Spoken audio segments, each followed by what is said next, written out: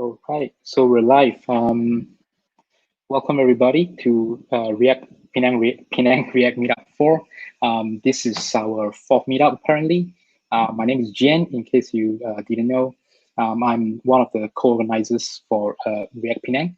React Penang is one of Facebook Developer Circle's initiative. Basically, the main goal is to bridge the developers, and then we just have so that we can learn together and build up the community, obviously. So I just want to say a big thank you to Facebook. So these were our past events. So this is our fourth one. The first two times we did it physically. Obviously, because of COVID, we moved everything to online. So here we are. So the today agenda is, we'll start with three topics first, as you can see from the YouTube, from the event description, or even the description under this link. We'll have three topics. After that, we'll do a panel discussion. We'll invite everybody back again, and then we'll discuss various topics on React in general. So without further ado, I'll like to welcome our first speaker, Yang. So Yang is actually a friend of mine. We met through a mutual friend, 𝐃𝐞𝐯, who actually kind of introduced us to React. I suppose we learned React at the same time, so that was at least 7 or 8 years ago. Yang is currently a senior engineer at one of the most esteemed digital agencies in Melbourne. He is actually streaming from Melbourne, so we really appreciate your time. Let's take it away. So could you switch the screen? Hi, how are you? Yep, my name is Yang, and yeah, as Jian just mentioned, I'm a full stack engineer in 𝐶𝐞𝐯 Proximity, that's based in Melbourne. I think since the COVID start, a lot of companies are more focused on the e-commerce and mostly e-commerce and the online platform. So I think Shopify is one of the tools that more and more companies are using right now to establish their own e-commerce platform. And by default, Shopify is using a template language called 𝐿IQUOUI, and it only able to use a normal JavaScript files to run the JavaScript, but there is a way to run React and also even TypeScript on the 𝐿IQUOUI. So basically we are using a tool called Slate. So Slate is a CLI tool that designed for the developer to build a development workflow and speed out the developing flow. But I think they decided to discount this tool last year because they have a new section architecture being introduced into the Shopify architecture. But the reason that why I'm still using Slate is because speaking of 𝐷𝑒𝑚kit is actually another tool that coming from Slate as well, that able to deploy the themes to Shopify. And why I'm using Slate over 𝐷𝑒𝑚kit is because actually last year when I talked to the Shopify technical support in Sydney, and they actually mentioned that they are actually dropping the section architecture being introduced to the Shopify from their backlog. So which means we can still using Slate. And there's a bunch of feature that's already been built by Slate instead of 𝐷𝑒𝑚kit. Mostly are on the Webpack and Babel, and even the sets file compilation, and a lot of the and also the asset minification. And if you want to know more about Slate, you can go to this URL to have a look at the Slate documentation. And I think now will be the demo time, like how I implement React in Slate. Actually, this project is actually I found online that there is a repo online called Slate React Starter that implement normal JSX into the 𝐿IQUOUI. But because last year when I started a project with one of our clients, and our project team that actually suggested, why don't we just implement more feature on this repo and make it TypeScript support. All right. So I'm sharing my screen now. As you can see, this is the project structure for the Slack React TypeScript. And initially, it will have like a bunch of default folder that coming from Shopify. So so this is a basic liquid file looks like. And there's a template folder. So which means theme.liquid is actually sit on top of everything. And the page liquid is actually rendered inside the content for layout section here. And how we gonna render React component into this Shopify liquid file is by using a function that I modified a little bit called _React function. So basically, we pick up the data attribute from the DOM and using the React DOM to render straight to the liquid file. And I add another feature here, as you can see, extra props. So which means I can pass in extra props from the JS file if I want to pass in more liquid. More props into the components. I'll show you one example here. Like on this theme.js, it actually rendered this example component into the DOM with the ID theme-react wrapper. And from the theme.liquid, as you can see that the theme-react wrapper is actually here. And we can pass in anything to the React component by using liquid default handler. And how we do it by how we compile it in the TypeScript is I use TSC.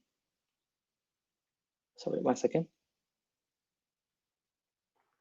Yeah, I use TSC to compile the TypeScript and output into a React build folder, which is been ignored to the git ignore file.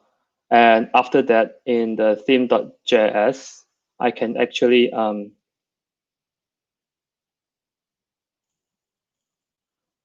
import straight from the React build. Maybe I can run a little local environment now.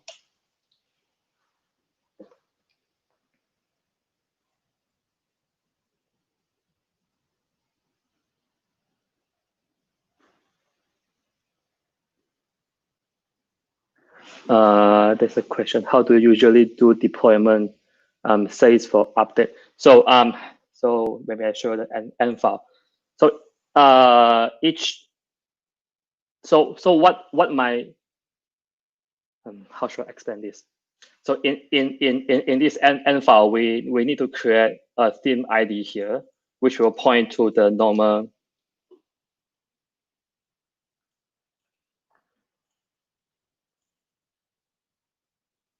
theme here.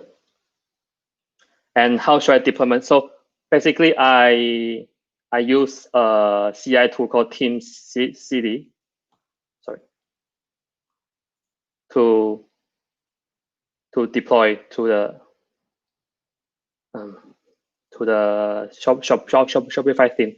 So if you have more than one developer, actually we will create multiple theme here, and each developer will have its own theme ID. And we can basically develop on our own theme before we merge into the develop branch or even the master branch.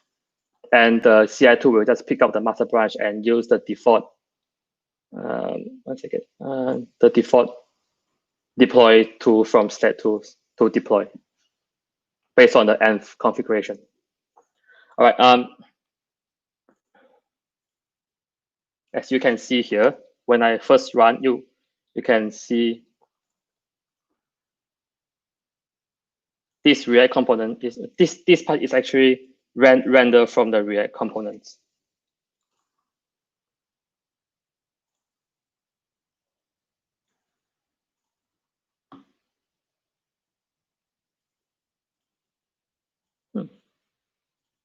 Yep.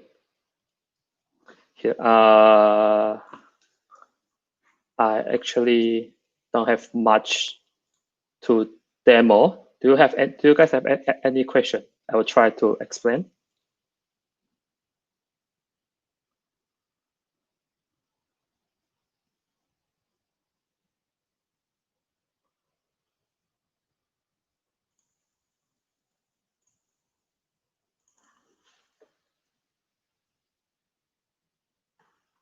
All right, I think I have finished my presentation.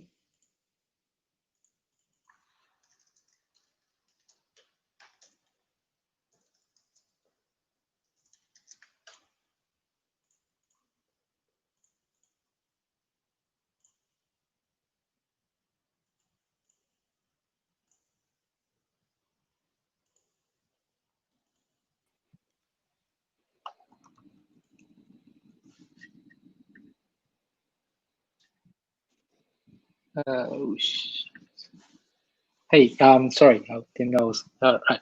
I got a few questions from this. It seems like it does seem like it's kind of bundled into Shopify already. So you just have to kind of configure it, because when you show the panel earlier, the Shopify panel. Which one? If you can share your screen, like when you when you explain a deployment. I guess yeah. Like what is a general workflow? For example, if you want to build a form, you want to build a sign form, right? You want to build it with React or even TypeScript. What is the actual flow to start and then to deploy? So basically, we will still focus on the liquid, and actually we are not really able to run any SPA on the Shopify. We can only render part of the DOM in in React. So basically, if I want, maybe I show you a site that I actually built. So as you can see, this is a Shopify site, and this site is actually built by multiple components. Basically, this header is different. Is one component, and the banner is another one. And I can. It's very similar to a concept called micro front end. Sure. Like we render different small things into the DOM instead of like one big SPA. I see. And the deployment process is basically just using the default state tools to do all the deployment. So what I actually do is actually compile the TypeScript and using React DOM to render into the actual DOM. So you pre-compile before you deploy the file? Yes, if we are using TypeScript, we need to pre-compile. But if we are using normal JSX, we can just straight away render inside the Shopify liquid. Wow, so Shopify actually support JSX out of the box? I would say Slate support by default, not Shopify, because if we are using normal theme kit, they are still suggesting that you should use jQuery or like vanilla JS to do stuff. But I think Slate bundle a lot of feature into their deployment process. Interesting. If you don't mind, could you quickly show us the CLI tool to transpile TS to JS, like, and how do you bundle that into your workflow? Like, for example, if you have a dev, Okay, I will show you from my package.json file. So every time I deploy, sorry, every time I start a local thing, I actually compile the TypeScript into JSX, and I have another file called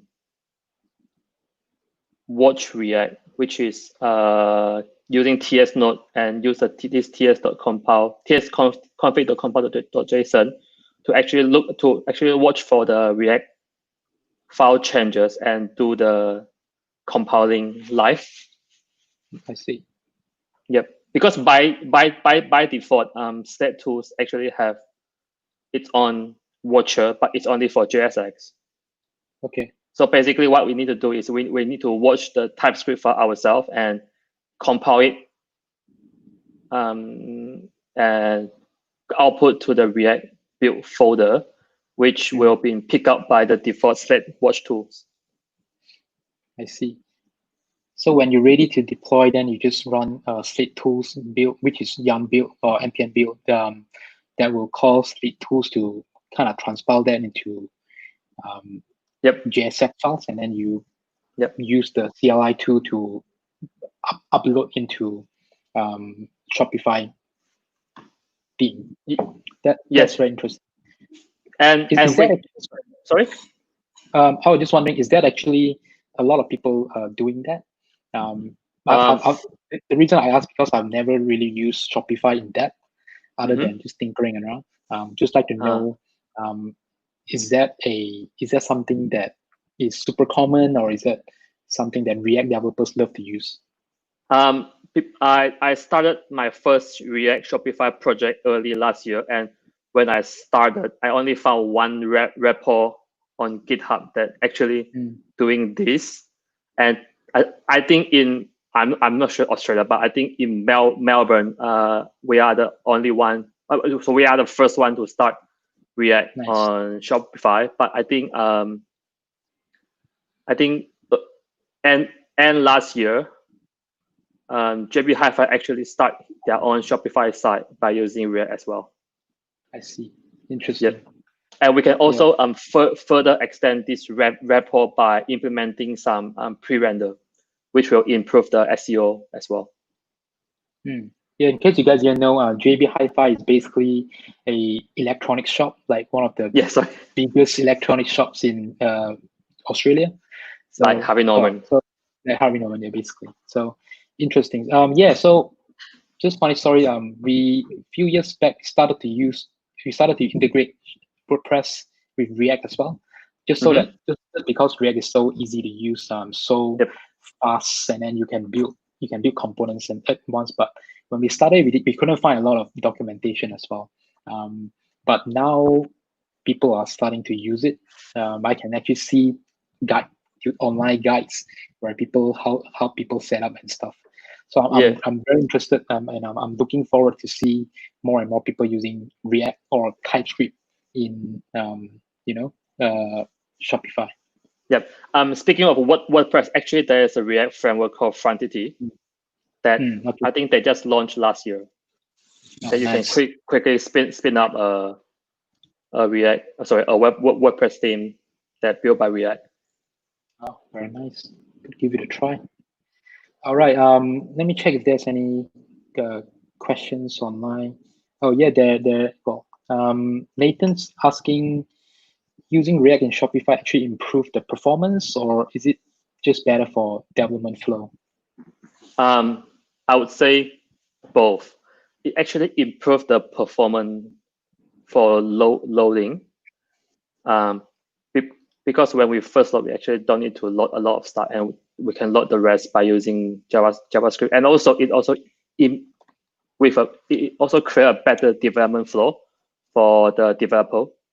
But the downside of using React on Shopify is we can't really utilize the SEO feature from Shopify, because a lot of stuff are generated from the front end, so we can't really improve the SEO performance. But there's a way to pre-render some stuff and make it SEO friendly. Nice. Yeah. I guess that's it. If you guys have any more questions, can just load it up to the comment section, and then maybe later we can come back to it. So thank you, Yang. I'll talk to you later when we bring All right. Thank you. All right. So next one we have Chung Wei. He's going to talk about Redux and React context. Chung Wei is actually my colleague, so he's he's probably the guy, one of the guys that work on React the most in our small team. He's definitely a React lover, I suppose so. He's actually a second-time speaker, our first second-time speaker for React Penang. So yeah, take it away. Yeah, thanks. Hi guys. I'm going to talk about Redux and Context API. So before I start, so you can call me Chung Wei. So like Jens introduced, I'm actually a software engineer in my room. So when we work on the React app, the most basic thing is we're going to use the state to build up our awesome app. Like the most basic thing you can do is create a state, and you can basically use it like within a components. And let's say when your app grow bigger and you start to have a second components, and then both one or more components, they start to have like relationship between each other, and the way they pass the message or we call state is to pass it through the props. And this is the basic the very basic state management in React, which is also the most enjoyable moment where as a React developer, because it's like very simple. Not until if you have like tons of nested component, and then what beginner will do, like when I first time learn the React, is like basically, okay, if you want to pass your data to the child, just pass by props, and then it just work. It's nothing wrong with it, but it just feels something not right, because when we doing programming, of course we know if you started to repeat yourself like two or third times, and then you have to do something with it, something might be wrong. That's why people starting to introduce Redux. Basically, Redux, you can look it as a global store. So the store will basically contains all your state. So in this example, you can see there's a Redux nodes here. I call it as a node Redux store. So whenever the parents want to maybe set a state or read a state, they can just like use it.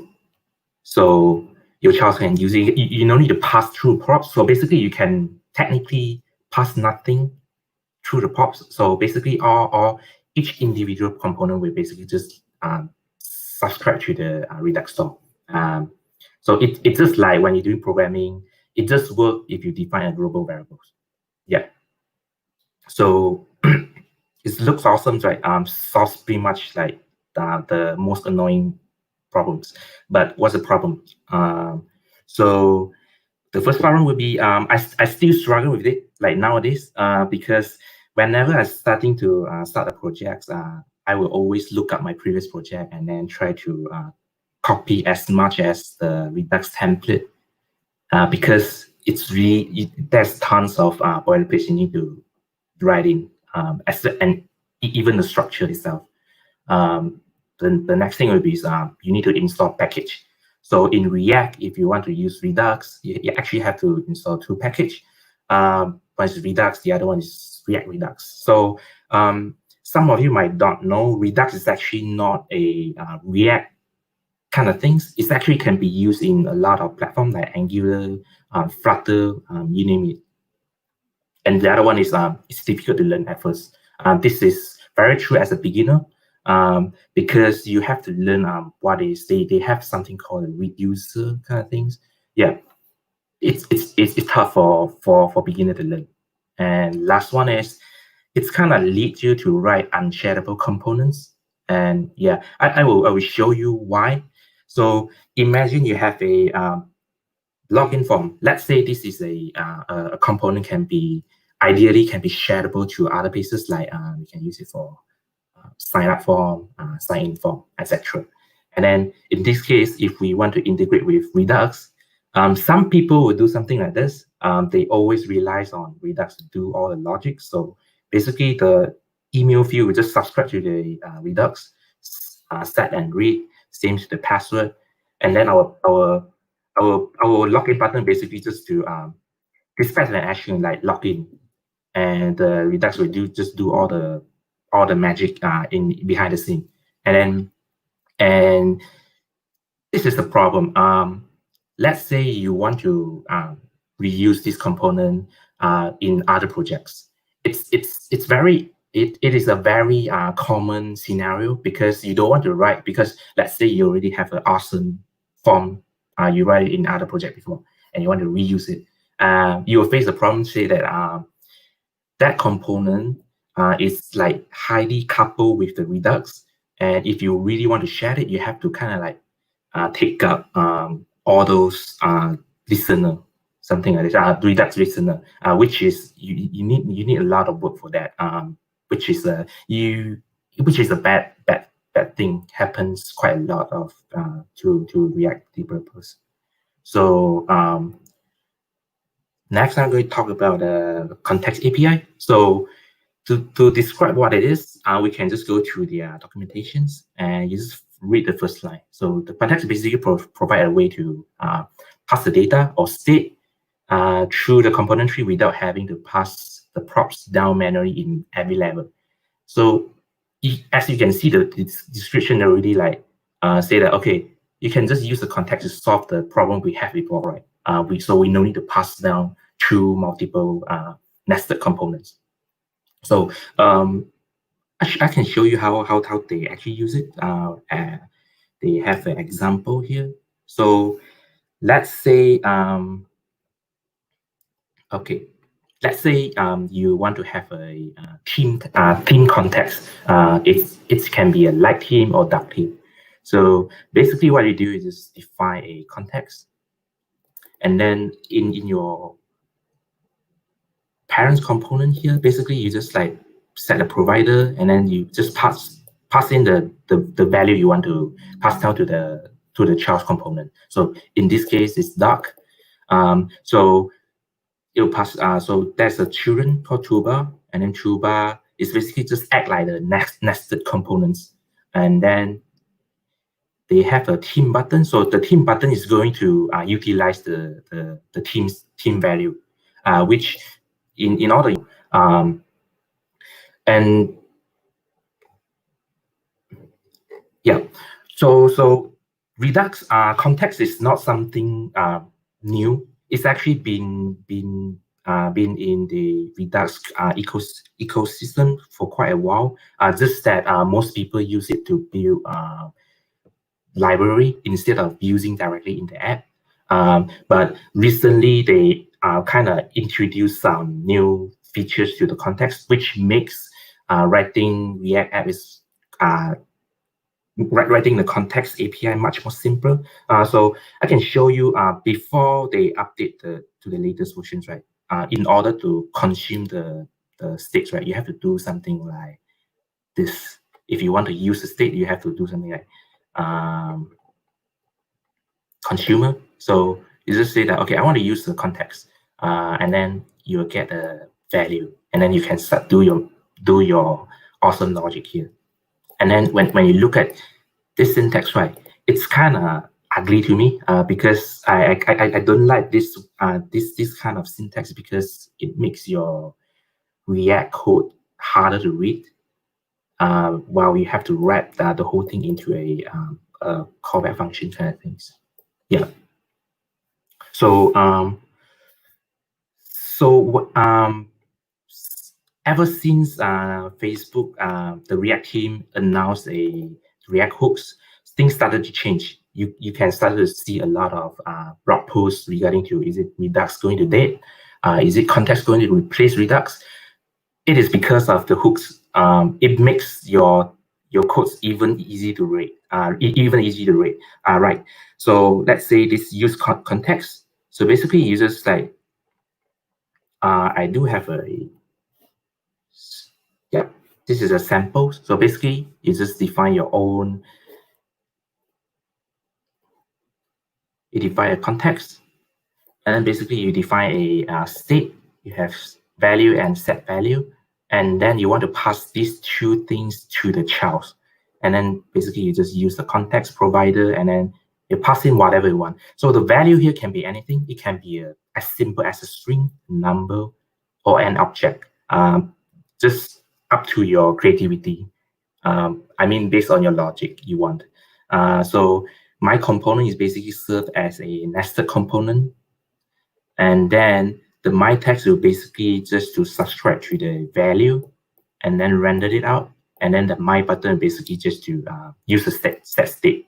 So very simple, right? The code even looks very simple than the what you used to write in Redux, because you don't need to do with the reducer, something like that. So if you put it into a graph that I have before, so I always see the context as the scope kind of things, and then you define your own.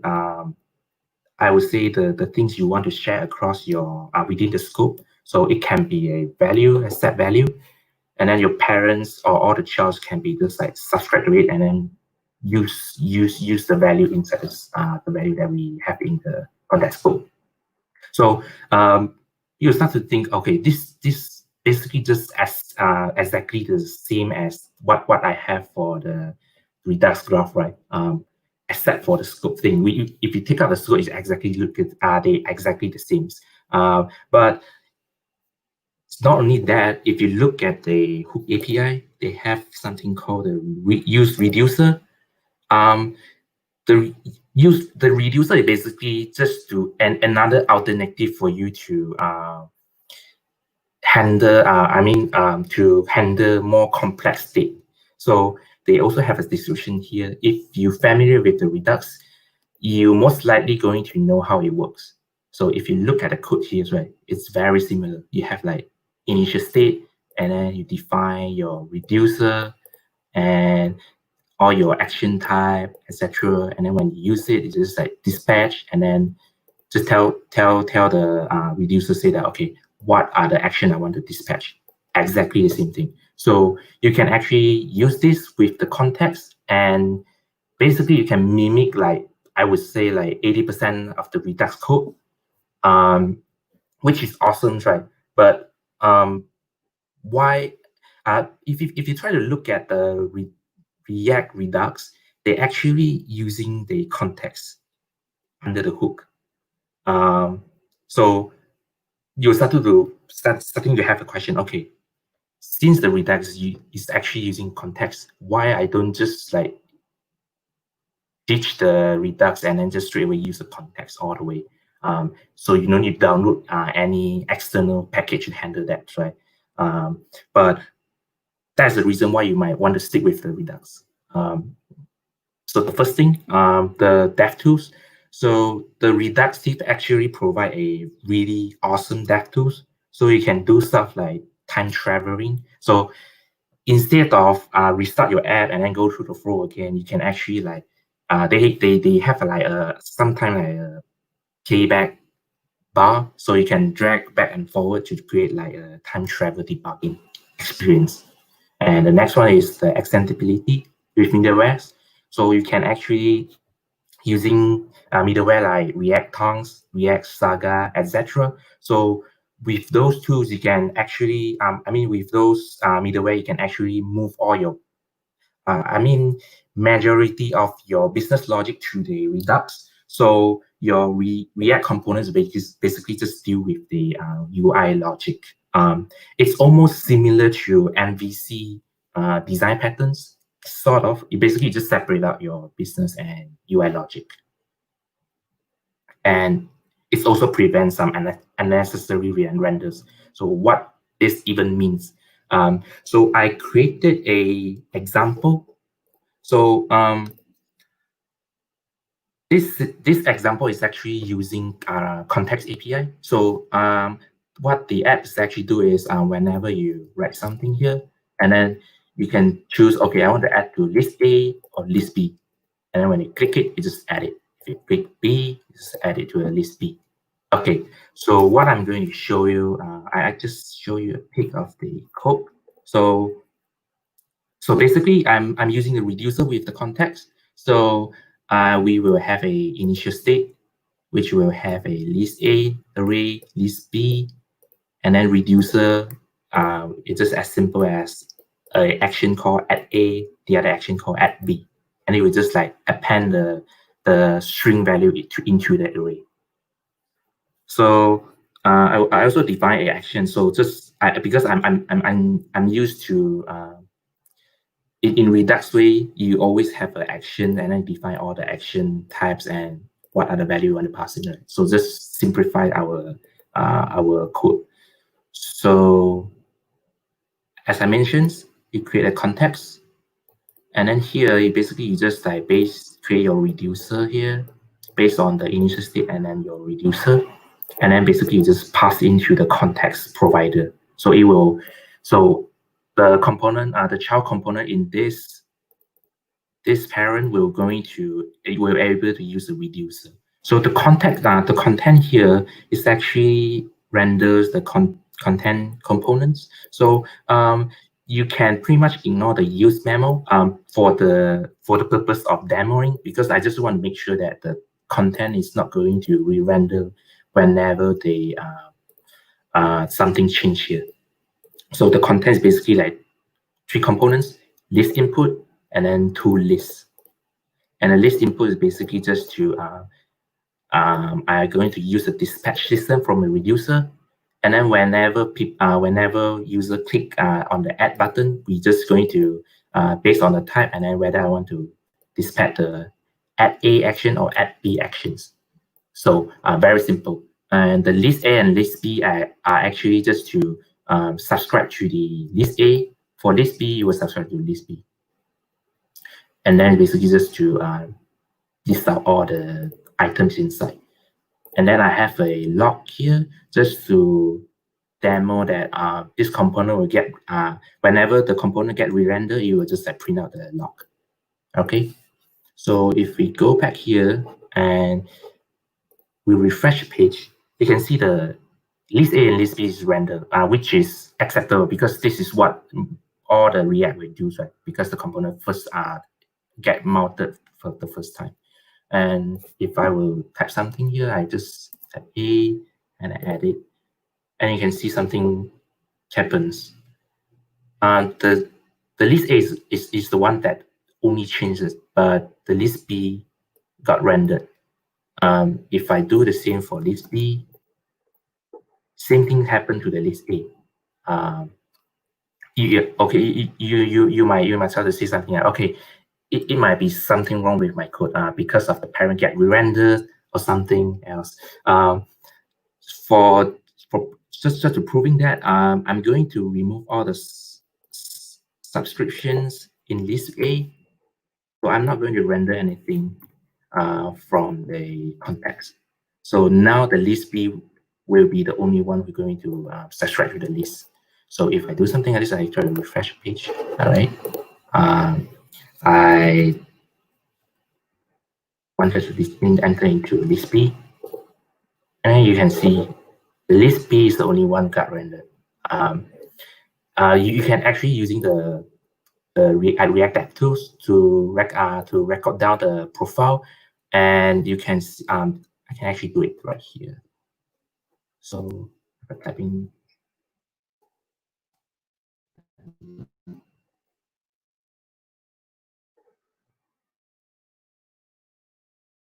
list A and do the same thing to list B. All right.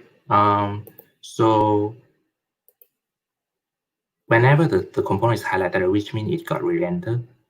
So if you go through, okay, right here, you can see the parent is actually not rendered, and then the components got rendered both. And it's actually it is because one bad thing about context is whoever who subscribed to the context, it will got rendered if one of the value is changed in the context. Even the dispatch even the input list, it got re-rendered every single time. So basically what Redux does, right, although they are using context, so the Redux is actually optimize the issue. So it's just trying to prevent most of the unnecessary renders. So but you can actually optimize it by yourself by just using the context. But it would be good if there's some library handled by which is Redux. Yeah. So until now, basically both Redux and context they have good and bad. And how to actually choose how do you actually choose it for Redux? If you have a complex state and then the state we're going to frequently update, you might want to choose the Redux because you don't want like a massive re-render every time. So especially if you have like hundreds of components got re-rendered, which is bad. The other one is if you want to separate your business logic and the UI logic, just like I said, like using the middleware, which most people are going to use it, like the React, the Redux tongue. So for context API, let's say if you have a small state, like not going to change like all the time, like the locales and the theme colors. Even if you want to handle complex state, you can actually use context, just that you have to break your context into multiple pieces instead of having a global context to handle all your entire app state. So yeah, just as I said, if you split your component into your context into multiple pieces, it can be a modular components, which means your components can be shared to other projects without worry about like the component is actually bind to the global context, and you have to remove it if you want to share it. And the other one is customizations. So the context can be very simple, depends on how you're going to build it. You can just like the example I showed earlier, just use a simple state, or you want to use reducer. You have the choice. And last but not least, most importantly, do you really need a global state management? So in programming, we can always solve any problem with just like defining a global variables. But we all know this is a bad habit, right? Just like Redux, it's nothing wrong to use Redux. Just how you actually use it. Some people, especially me back in the days, I used to put everything in Redux, and then even a simple form. And this is a bad habit because you might not even need a global state management. You might just need to like handle all the form logic within the components, just using the basics state management. Yeah. So this is all about it. Thanks. And if you have any question, can ask me. Yeah, there's quite a few questions, obviously. So we'll try to go through most of them. Yes. Well, Malcolm's from React KL. Appreciate you tuning in. Yeah, so you said, well, it's a statement, I guess. Redux is a name global mutation. Yeah, that's true. Underneath the hood of Redux is using context. But context API, like Chung Wei mentioned, like using with the new hooks and stuff, making it very, very easy to use. I guess the first question comes from me. Could you actually see a project uses context and Redux together? That mean context API and Redux together?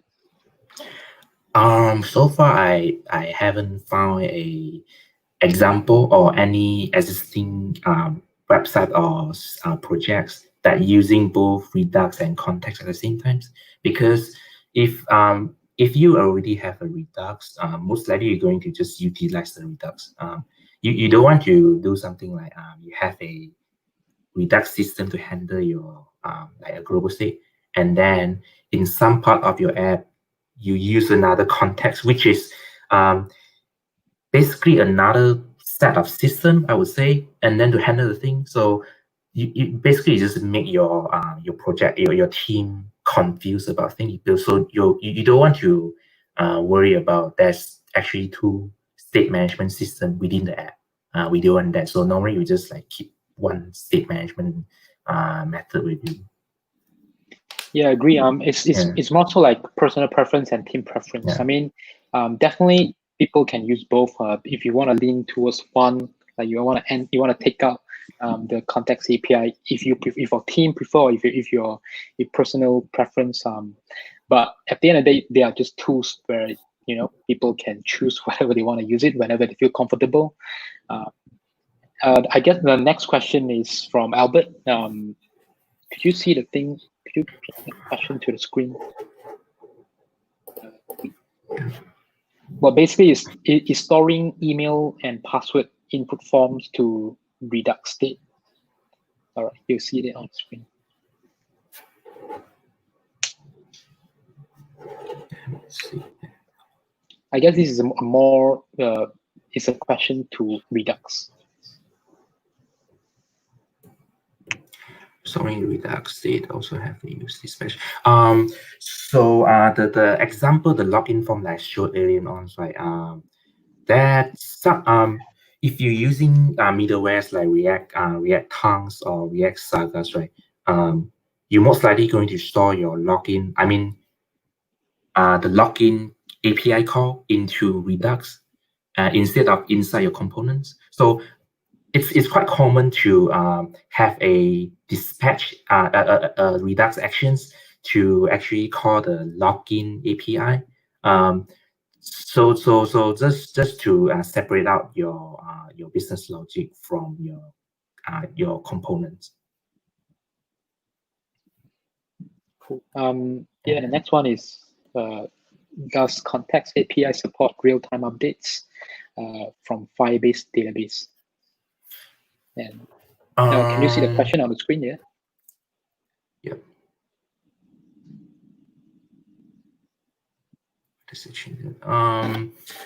It's actually supported. It just depends on how you actually fetch it, and then the context will get updated whenever you do something like set a new state, a new value. I would say it's nothing to do with the context. It's just that how you use the context, how you actually set the state.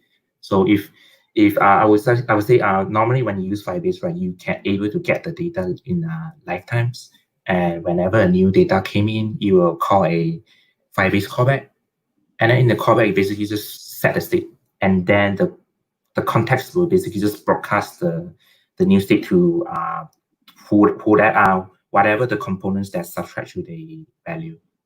I would say. I think the rest are just like discussion. Render props. Yeah, render props is some sort of you pass the render function into component. I think it's also another way for React developers to handle shareable states and like to have a more scope. Appreciate you chiming in. Probably the last one, if you can pin that up on the screen. The reason to use context with Redux is that you have a scope state. If you have a field component, you want to inject the field state to internally. That is correct. Context gives you a more scope.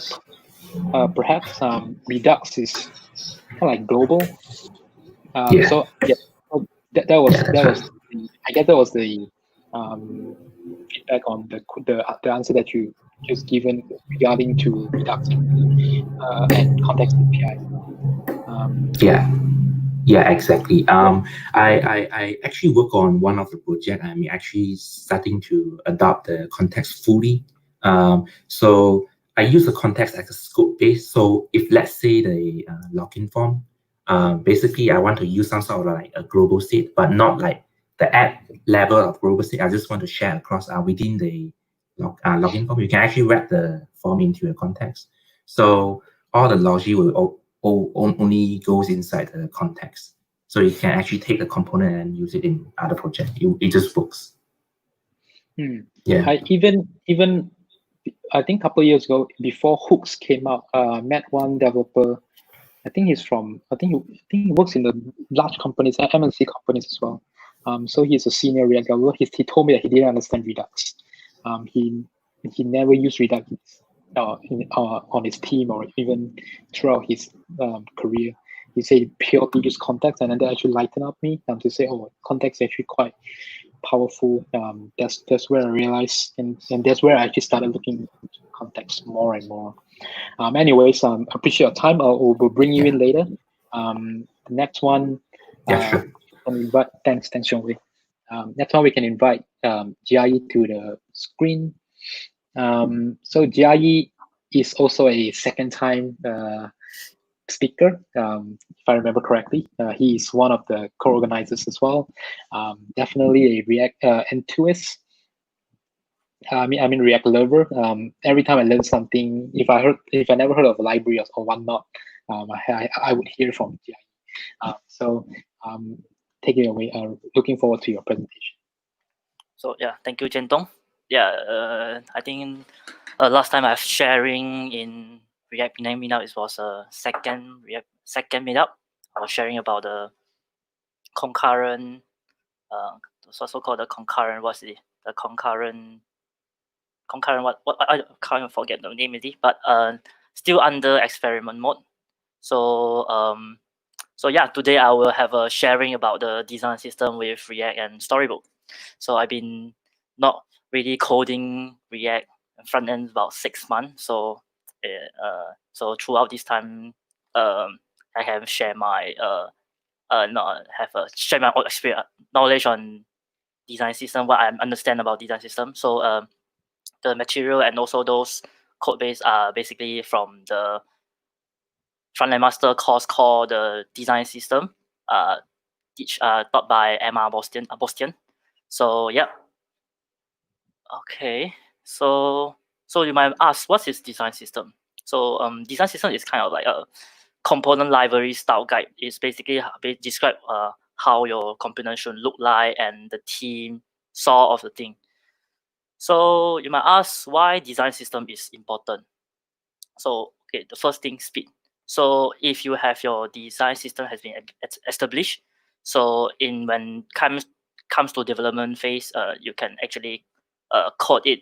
You can code it very fast, like what designer want to achieve on really from the actual product. So the second thing is consistency. So it make the product look and feel like the part of the same brand identity. So basically, you may have like Google material, and when you go to the Google product, and then you can see, oh, this is material design, and you go to Atlassian, oh, this is Atlassian design. It's kind of like make your brand make your brand identity for like different brand or product. So in different product, you might have different team and consistent with the design system. So also design system also trick down the update. So like the style can be updated in one component within the system and then propagate each product. So today we're going to discuss about how you can do it in React and in Storybook. So it basically like you change one, like say as an example, like primary color, you don't like the primary color, and then you change that, and then you get update across your component update, like with the variable that using the primary color. Okay, so you might know the famous design system from like the big company, those like Google Material Design, IBM Design, the Shopify, Polaris Design, also Airbnb Design. Okay, there's 3 pillars of design system. The first thing is design language, component library for the second, and then style guide.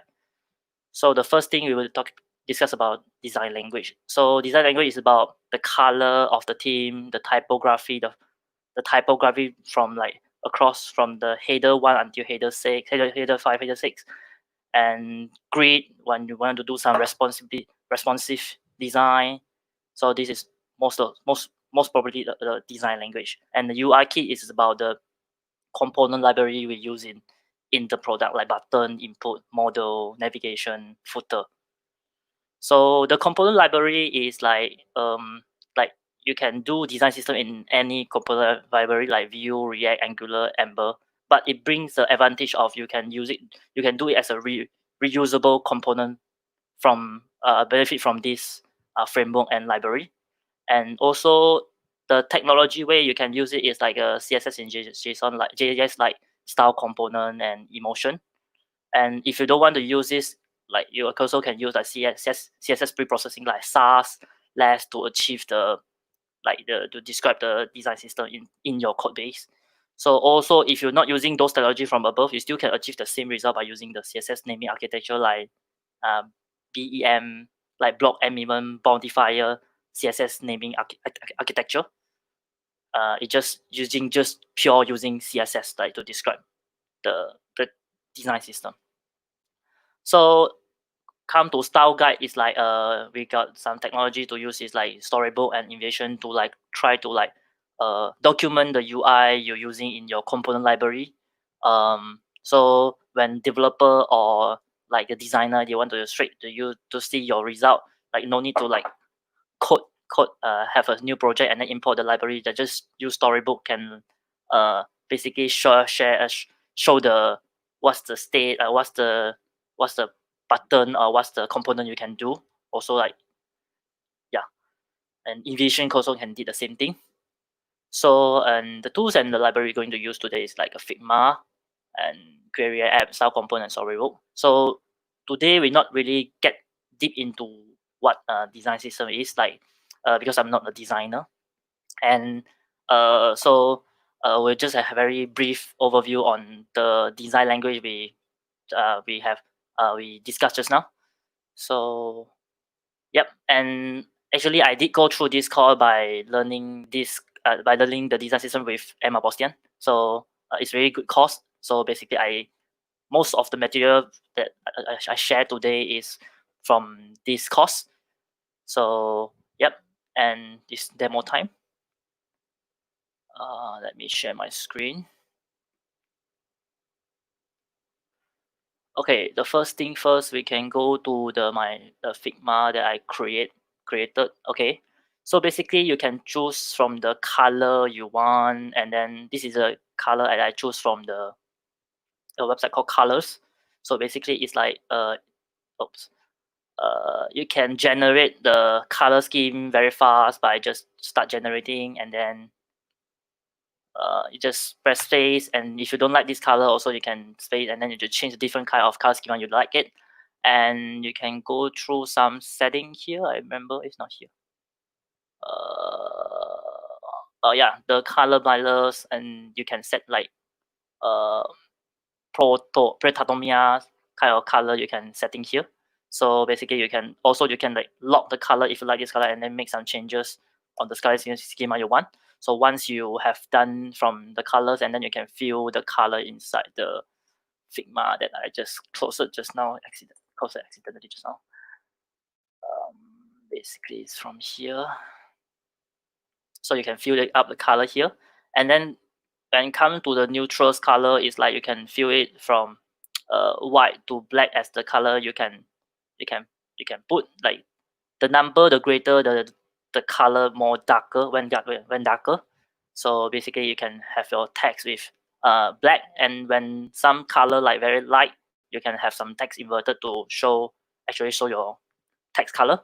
So some kind or somehow also see the button also have some like this have some status color like green color, like show as a successful status. When you encounter some error or error thing, you can have a red color to warn the user, and then warning as a warning color, something like this. And finish the color filament, and then you can go to typography. So basically this is a typography that you can see here, which is from the header 1 until header 5. So basically that is also come from a so-called type scale, the visual type scale you can have. It's like like you just fill in your base size of the font, and then you can choose like perfect font, and then basically fill up this value into your type scale. Sorry, once again accidentally close my Figma again. Okay, so yep. So basically you can fill it here, and then what's the typography look like, and then button. So basically this is the button, like you got different kind of button showing here. So after like you've done like the designer done from the design system part, so it's time to have a code, like actual like turn like the design system into our code base. So basically, let me see. Okay.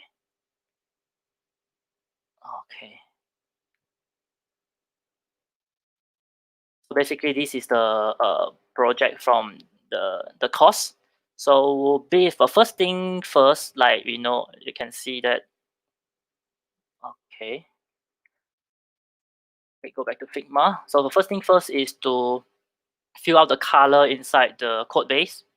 So let me go through very fast here. It's like just define the color palette here. You use across your code base. And then second thing is define your theme. So you can have your like primary color using the blue 300. It will be reference back to the color palette we have shown just now. So 300 basically is 030086. It's a hex value. And then after you define all your default theme, and you can be separate as a dark theme and also the default theme. And then here is the typography. So go to typography part, and then you can see basically you can fill in the typography font size value into here. So one thing notice you have is that REM between REM and the EM. So basically REM is a relative font size. So R is basically reference to HTML. It's like a root of a HTML, and EM is reference to your parents' width. And so basically this is basically these two different like between REM and EM. So after you finish to fill in the typography and the theme and the colors, and then let's go to build the button component. So okay, so basically you just create a component directory, and then inside the button. So basically let's just focus on this. Okay, so basically first thing first, you just build the base button from the style component. So basically it's the library from style component here. Okay, so while using this button, and then just define the buttons hover, focus, active, CSS into this base button. So it will use a cross of the primary, secondary, and the tertiary that the button that we want to define later. So you can see after we define it, button in this base button from style component, and then we kind of inherit the button style to this primary button. So we can look back to the Figma here. It's like a primary button. It look like this, the size, and then we just fill out a primary button style here, and it comes to secondary button and tertiary button. So as you also can see, we got kind of like different like a status button, like a warning, success, and the red button. This is achieved by using the so-called the style component modifier. It's basically you can have a BEM flavor inside the style component. You can have defined as a small button like here, big button, and large button, and also small button from here. If you not implement this like the string later, I will show you guys later. If you're not like using this small and the large modifier, so it basically just fall back to the button here we define the style we define here. So basically okay, so okay, I have some demo now. So basically we in the index.js file, I think I give larger. So in this index.js file, we have defined a primary button and a secondary button for like reference from the button component. So you can see this from reference from component. So basically I create a primary and secondary button here, and then you can see in the result here. So basically the primary button and the secondary button is here.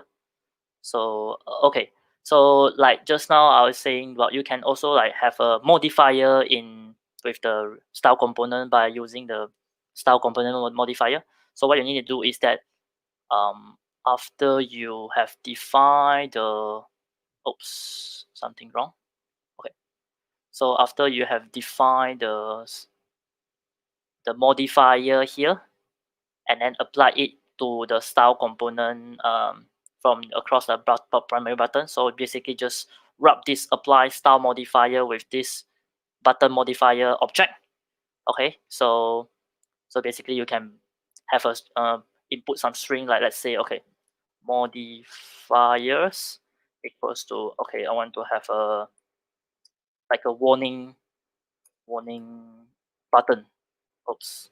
So if you turn to yellow warning button. Oops. So something wrong with my prettier. So I was worried about this. So if you want to have an error button, so you basically just this, and then it will turn into error button. So, and also this the advantage of having the modifier also, like you can have an error also have like a large button. So basically just describe it the string here, and then basically it will bring into this button component and decided you want a big button, which is this style goes on here, and then also warning button style. So you can see that it's a big primary big warning buttons here. So yep, and also by using by doing the like a dark theme and the default theme, you also can do something like the theming here. Basically just export this, just define all the theme you want to do in the default theme and all the theme you want to do in the dark theme, and then import in the index.js here, and then you can use like a simple set state, simple use state to control the theme by just clicking it. Okay, so you can see the status button still not going to the bug mode, because status button should not be like have a dark theme, because you need to warn the user you are doing something wrong about this. So I think basically that's all demo today. Any question? Hey, yeah, thanks for the presentation. Yeah, let's go through some of the questions over here. What do you think about creating theme system ourselves? I mean, generally, like, I think it's a good question. I think it's a very tricky question. Like, let's say you're like in your team, usually you have a designer that already designed everything. When do you decide to, if you want to build on top of a current library, for example, material or even end design, or do you want to start from scratch? I think it's a more like a philosophical thing, other than more technical. Yeah, cool. Yes, exactly. Talk about my experience with my previous company, because previously that when I using Material UI in the company product, and that time Material UI haven't go version 1 yet. It's still under like just v 0.20, and then like some of the underlying stuff, when I like maybe using Material UI, like some sort of the third-party library is fast, but when it comes to more like designer have many requests on changing the underlying style, it make it very difficult. So what my suggest is that maybe you can have if designer already have a well-established design system, it's good to have start from scratch to define the theming and the component library itself, but rather than using the third party. If you want to have like a very fast product, you want to do it, maybe you don't think about the design system, you're just using the third party library like ndesign, Material UI to do it quickly. Interesting. Next one is there any hierarchy in the modifier? The hierarchy, okay. Yes, it is. So basically, you can see just now. Let me share my screen again.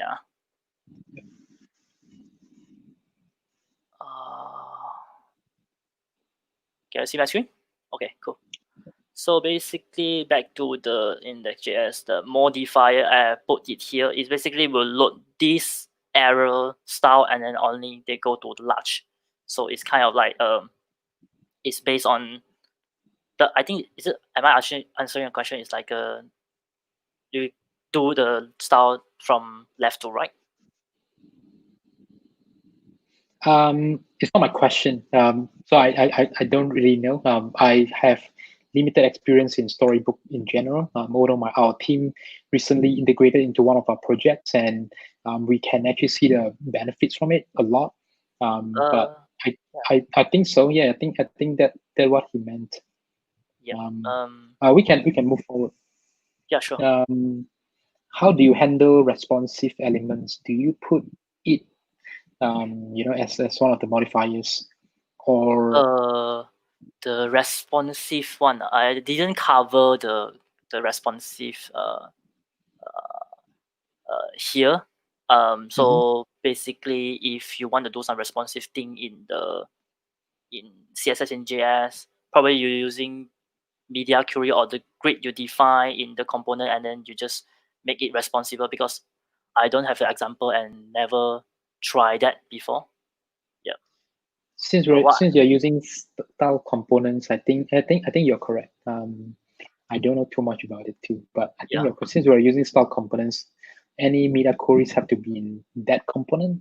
Obviously, you can have a lot of helper libraries from, like, let's say you can define all the pixels and stuff like that in a separate libraries, but I think you should be in a same component, like do it per component. Well, maybe if we figure out something else, we can comment on. True. Like basically, you can have some like a media query here. Okay. Also because you're using style component, we just basically using CSS in like within this component scope. So basically, what you did on the CSS here is basically just affected this button component. So it make you easily control the thing between your component. Yeah.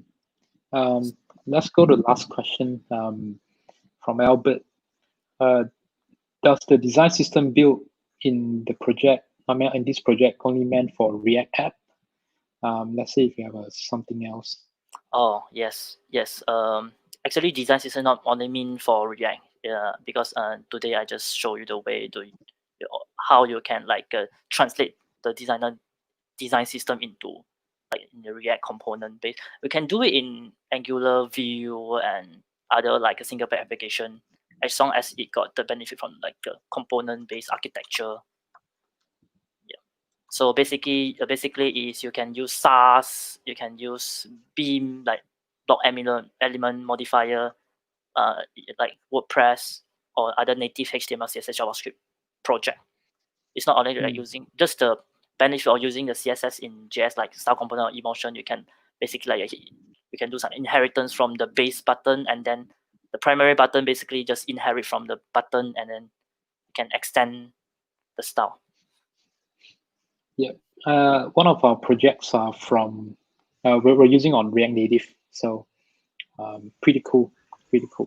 I think Malcolm mentioned something about well, his personal preference is to have a more explicit prop names, instead, like if you use colored bordered instead of modifier props. Do you have any okay, my personal feedback?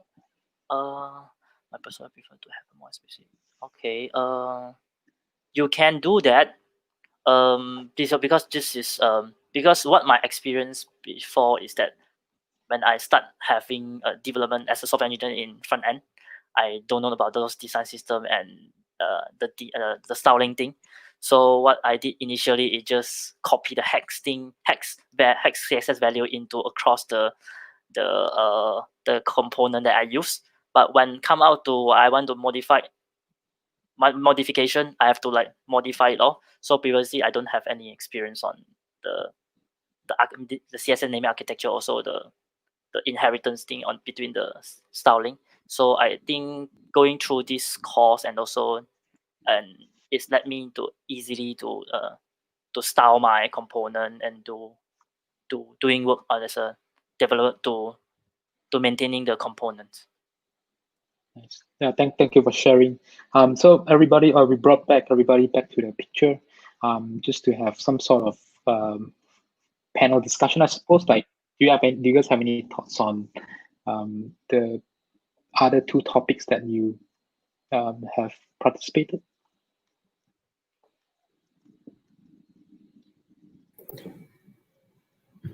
Yeah. Nowadays I do notice that a lot of React developers starting to use TypeScript. I also starting to research about how we actually do the TypeScript things. So what do you guys think about, like, do you guys ever use TypeScript in React? Is it difficult to set up or something like this?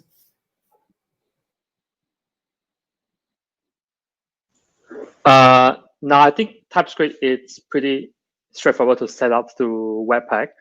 And I use TypeScript a lot in most of my projects. It's because when you have more than one developer, I think it's good to have like a type file or like an interface file that to make all the developer know that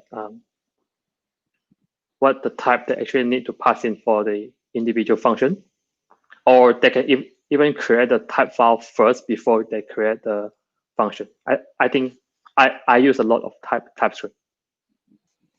So the Shopify TypeScript in Shopify is almost like a must-thing, at least for your team, because you have to use TypeScript. Sounds like it. Interesting. We're actually in the process. Chung Wei and I will work together. So we're actually in the process of migrating. I wouldn't say migrating. I think upgrading a lot of our stuff from JS to TS. We're probably a little bit late to the party in terms of who are we, when are we starting. I think we'll get there. It's quite fun, and we caught a few bugs already by just upgrading stuff. So it's pretty interesting. I guess let's open up to the floor. Is that, like, how do you guys generally improve your React knowledge? I guess this is actually supposed to go to Xian Yang or even Jia Yi. Actually, all of you guys. I'm very interested in to know, how do you guys improve your React skills or programming in general? Okay. Like for me, like I've been long time not didn't code React project for about 6 months. So been recently, if I want to catch up some the new thing from React or some practice, basically we'll go through YouTube and like all the course from the front end master. So basically front end master teach a lot of like front end technology, like not only React, also Angular, Vue thing. So although it's a paid one, and I think I get the student license from my brother and get into the front end master course. So yeah, basically I catch up the knowledge mostly from the video for my own preference. For me, I actually started my React programming actually 2 years ago. Mostly look at I read a lot of Medium article. I think they are really good, and also explore on the GitHub project, like use GitHub as a search engine to look for any boilerplates or any bare bones projects and start from there. Yeah, I do agree on that. So usually one of the good sources is from a popular website called DevTool or the Medium. Even you can watch some of the YouTube channel like the React Europe. So basically, once in a while they will have a React conference or meetup. So basically, they will just share some of their talks about what's new in React, what you shouldn't do, something like this. And one thing we should always remember, is not only for React, is that whenever some patterns came in, some new system came in, we use it, and we should always think that this is not something like perfect. It's not something like we can use it forever. Someday in the future, surely there will be people came in and say that, oh, hey, I just designed new library can solve all your problem you have before. So you have to update your knowledge like once once a week, something like this. Yeah. So even talking about state management thing, Facebook even like started to create their own global state management called 𝐷𝑒𝑠𝑖𝑔𝑛. I just realized that, which is very awesome because it's actually something came from Google, came from Facebook. Yeah, so everything new came out every day. Yeah, Recall is awesome. I mean, I haven't really used it, but looking at the guide explaining it from the video, it's really good. I encourage people to look into it. Actually, I was hoping one of you guys would say, "Oh, you follow React Penang and then you learn something." I guess, yeah. So, Chung Wei, I think you mentioned about you use Create React app just then. I mean, also would like to understand how do you view Create React app in general? I mean, it's certainly a very easy way to start a project, but as your project grow, you almost have to switch it. Like, how do you decide whether you want to use Create React app or you want to build it by yourself? well, normally, I think the first day when I know about Create React apps, right? I didn't even like create my own React project from scratch. Like since then, because I don't want to deal with the Webpack thing. One nice thing about Create React app is you can actually import a SVG file through the JavaScript import statement. You can do it in a custom React project, but you have to like somehow set up the Webpack to support it. But of course, in future you might met a problem. Say that okay, let's say there's a new syntax, a new JavaScript syntax. Let's take a optional chaining as an example. So previously, the Create React app doesn't support optional chaining, and you don't want to eject your project because once you eject, you will hit yourself because a bunch of files came out at once. So I actually found out quite one or two tools you can actually kind of inject some custom config, Webpack config or the baby config into the Create React app. I couldn't remember what is it called. It's something called a I will mention it once I remember it. Basically, you can you can add in a experimental JavaScript syntax or the Babel into a Create React app, so you can use it without eject your projects. So we live in a best for both worlds. Yeah, agree with Chung Wei saying. Yeah, if you don't like Webpack, you can use other bundle library like Parcel. So basically just tell where is the index HTML file it is, and then basically it will help you to sort of the rest of the thing. I think I did use it. I did go through this by the one instructor from FireMaster talk about this Parcel. Interesting. I actually have one question regarding to Storybook. Can Storybook use as a UI library, like a UI manager for other projects? So for example, if I create project A for my client, and in the future they want to have another project, can I quickly pull from the Storybooks and spin up a new project? Yeah, I just realized I haven't go through the Storybook demo just now. I think it's quite rushed. I think what I understanding for the Storybook is that it basically is used to help you to document your UI.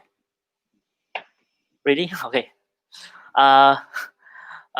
You can do it. I mean, because I'm not really deep into the Storybook, but what I understand in the very high level understanding is that mostly is used to document your UI. But also I think it's good to when you want to hand over your the company have some certain device system, and then you want to to show them the the component look like, and then you can use Storybook to do that? I think it's not meant to do that, but I think you can. Maybe somebody in the comment section could help us out a little bit.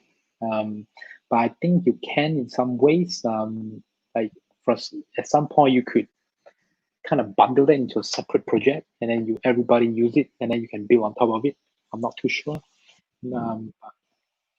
Yeah. So probably the one last thing that I have in mind is, as a React developer, how do you guys view functional components and class components? Like, what are your thoughts on that? Well, I think that since the hook things introduced, right? I feel like they are actually the same. It's just a preference whether you prefer class way or function way. Before hooks, of course, functional and class component are totally different. They serve different purpose. Even people start to complain when you use functional component in the wrong manner. But nowadays you can just go with functional component like for your entire project without any issue. They are basically the same. They try to blur out the boundary between these two types of components. Yeah. Okay.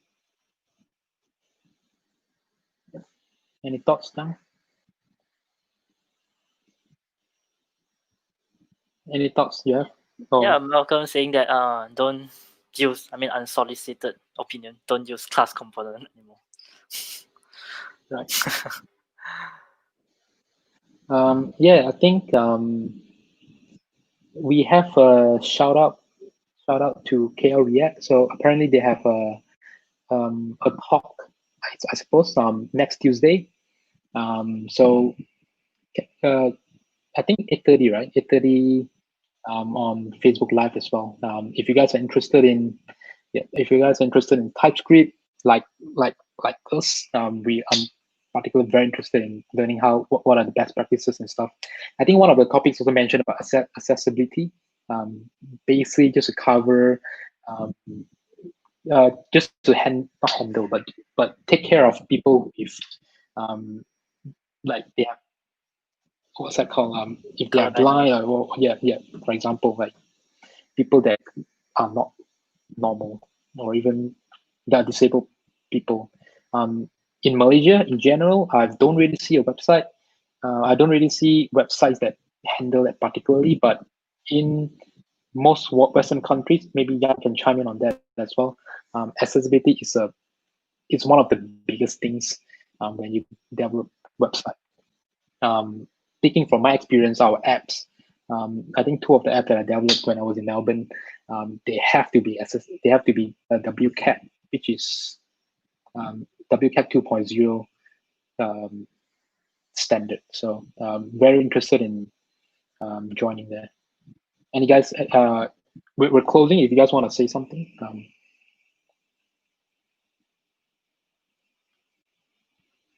Yeah, let's just go for a last question then. What are your best practices to ensure your React app has the best performance when you need to render a lot of items? I'll go first before everybody. Render 1,000 data. You don't do that. You don't try to render 1,000 items. That's my take.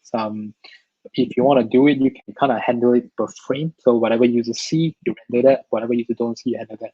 So that's additional computation. But you cannot.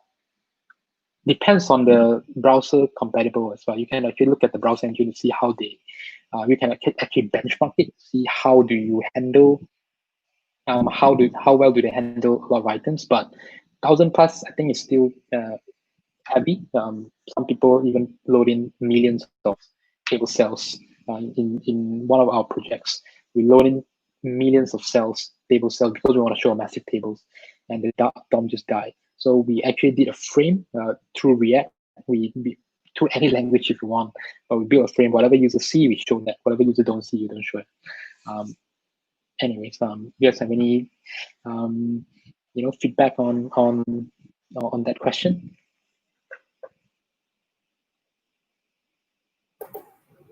Well, I would say don't do anything until you notice any performance issue. Yeah. Right. I mean, while you're coding, you just always keep the basic best practice. And then for performance optimization, you just leave it until you really face the issue. Yeah, don't waste your time on that. That's not a good advice, but we'll take it.